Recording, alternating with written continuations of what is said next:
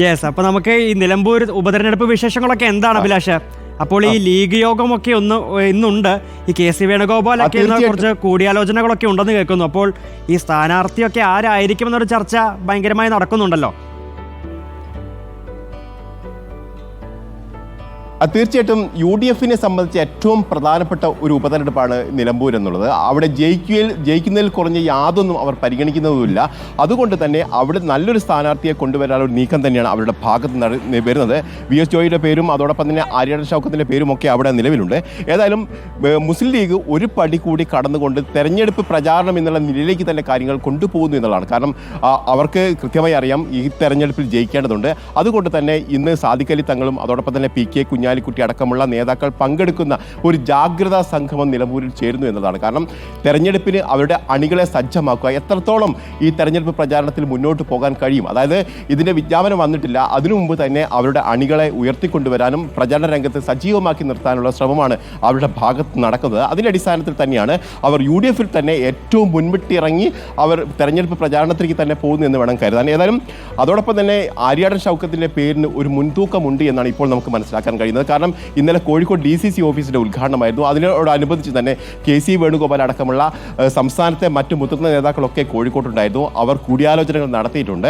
ആ നിലയ്ക്ക് വരുമ്പോൾ അവിടെ ആര്യാടൻ ഷൗക്കത്തിൻ്റെ പേരിന് ഒരു മുൻതൂക്കമുണ്ട് എന്നുള്ളതാണ്. കാരണം ആര്യാടൻ ഷൗക്കത്തിൻ്റെ പാരമ്പര്യം അത് പരിഗണിക്കുന്നു, അതോടൊപ്പം തന്നെ അദ്ദേഹത്തിൻ്റെ പ്രായം പരിഗണിക്കുന്നു, അതോടൊപ്പം തന്നെ VS ജോയിയുടെ പേര് പരിഗണിക്കുന്നുണ്ടെങ്കിൽ പോലും VS ജോയിക്ക് ഇനിയും അവസരമുണ്ട് എന്ന് തന്നെയാണ് അവർ കരുതുന്നത്.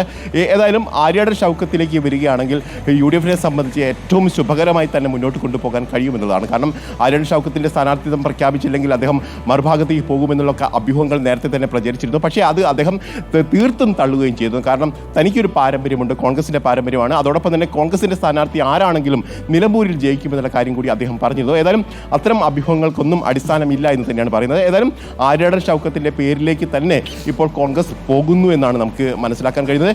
ഏതായാലും വിജ്ഞാപനം വരുന്ന മുറയ്ക്ക് തന്നെ കോൺഗ്രസിൻ്റെ സ്ഥാനാർത്ഥി ആരാണെങ്കിലും, ഇനി ആര്യാടൻ ഷൗക്കത്താണെങ്കിലും VS ജോയി ആണെങ്കിലും അവരുടെ പേര് പ്രഖ്യാപിക്കും. അതോടൊപ്പം തന്നെ കഴിഞ്ഞ ഉപതെരഞ്ഞെടുപ്പിലൊക്കെ കണ്ടതുപോലെ തന്നെ എണ്ണയിട്ട യന്ത്രം പോലെ പ്രവർത്തിക്കും. അതായത് ഡോർ ടു ഡോർ ക്യാമ്പയിനിലേക്ക് പോകുമെന്ന് തന്നെയാണ് നമുക്ക് മനസ്സിലാക്കാൻ കഴിയുന്നത്. അതിൻ്റെ എല്ലാ പ്രവർത്തനങ്ങളും അവർ ആസൂത്രണം ചെയ്ത് കഴിഞ്ഞിട്ടുണ്ട്. കാരണം തെരഞ്ഞെടുപ്പിൻ്റെ വിജ്ഞാപനം വന്നു കഴിഞ്ഞാൽ അവർ പെട്ടെന്ന് തന്നെ ഈ തെരഞ്ഞെടുപ്പ് പ്രചാരണ രംഗത്തേക്ക് ഇറങ്ങും. അതിനെല്ലാ സജ്ജീകരണവും അവർ ഒരുക്കുകയും ചെയ്തിട്ടുണ്ട്.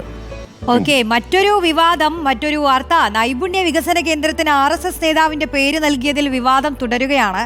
സംഘർഷങ്ങളിൽ രാഹുൽ മങ്കൂട്ടത്തിൽ MLA-ക്കെതിരെ കേസെടുത്തിരുന്നല്ലോ അല്ലേ?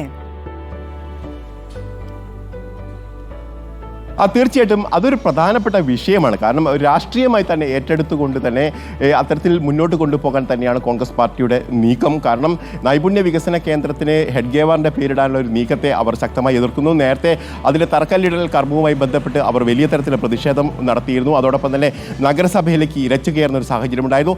ഇതിനിടയിൽ അവിടെ ഒരു പോലീസ് ഉദ്യോഗസ്ഥനെ പരിക്കേൽക്കുകയും അതോടൊപ്പം തന്നെ അവിടെ ഉണ്ടായിരുന്ന ഉദ്യോഗസ്ഥരുടെ ജോലി തടസ്സപ്പെടുത്തുകയൊക്കെ ചെയ്തിരുന്നു എന്നാണ് പരാതി വന്നിരുന്നത്. ആ പരാതി അടിസ്ഥാനത്തിലാണ് ഇപ്പോൾ കേസെടുത്തിരിക്കുന്നത്.